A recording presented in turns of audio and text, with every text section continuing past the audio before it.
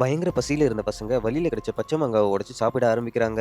அப்ப அதுலருந்து ஒரு பையன், "மச்சான் தினமும் நம்ம இந்த கஞ்சியே தான் குடிச்சுக்கிட்டு இருக்கோம். எப்படா நம்ம கறி சோறு சாப்பிட போறோம்ன்னு?" கேட்கறான். "டேய் கறி சோறு சாப்பிடணும்னா காசு வேணும்டா. எப்படியாவது நம்ம காச ரெடி பண்ணிடணும்னு" ஐடியா தரான். உடனே எல்லாரும் சேர்ந்து களிமண்ணுல ஒரு அழகான பிள்ளையார் சிலைய செய்றாங்க. அத எடுத்துக்கிட்டு ஊருக்குள்ள வீடு வீடா போய் விநாயகர் சதுர்த்தி வருதுல்ல, அதுக்காக தான் காசு சேர்க்கிறோம். உங்களால முடிஞ்சத குடுங்கன்னு கேட்கறாங்க. அவங்க சொன்னத நம்பி ஊர் மக்களும் தங்களால முடிஞ்ச காச குடுக்குறாங்க.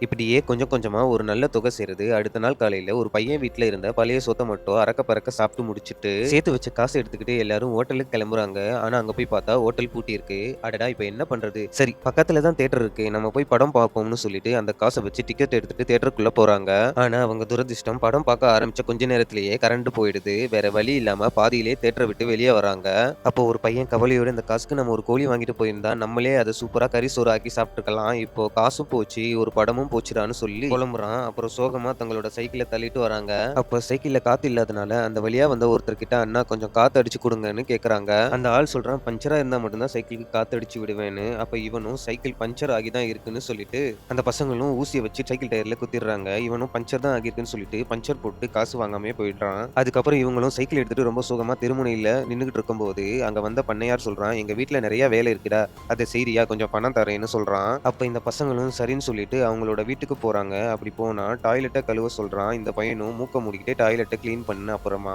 வயல் வேலையும் செய்றான். அங்க கிடக்கிற புற்களை எல்லாம் வெட்டி இடத்த சுத்தம் பண்றாங்க. அப்போ பசி தாங்க முடியாத ஒரு பையன் யாருக்கும் தெரியாம சோளக்காட்டுக்குள்ள புகுந்து ஒரு சோளத்த உடைச்சு சாப்பிடுறான். மீதமுள்ள ஒரு சின்ன துண்டு ரகசியமா சட்டைக்குள்ளேயே மறைச்சு வச்சுடுறான். எல்லா வேலையும் கஷ்டப்பட்டு செஞ்சு முடிச்சுட்டு அந்த பண்ணையார் கிட்ட போய், "ஐயா வேலை முடிஞ்சது. காசு குடுங்கன்னு" கேட்கறாங்க. "காசெல்லாம் தர முடியாது. கறிசோறு வேணா இருக்கு. சாப்பிட்டு போறீங்களான்னு?" கேட்கறான். இதை கேட்டதும் பசங்களுக்கு வந்த கோபமெல்லாம் பறந்து போய் ஒரே சந்தோஷமாகிடும். அதுக்கப்புறம் எல்லா பசங்களுக்கும் இலைய போட்டு அவங்களுக்கு ஒரு பெரிய கறித்துண்டோட சாப்பாடு பரிமாறப்படுது. அந்த பசங்களும் ரொம்ப நாள் ஆசைப்பட்ட அந்த கறி சோற மனநிறைவோட ரொம்ப சந்தோஷமா சாப்பிட ஆரம்பிக்கிறாங்க.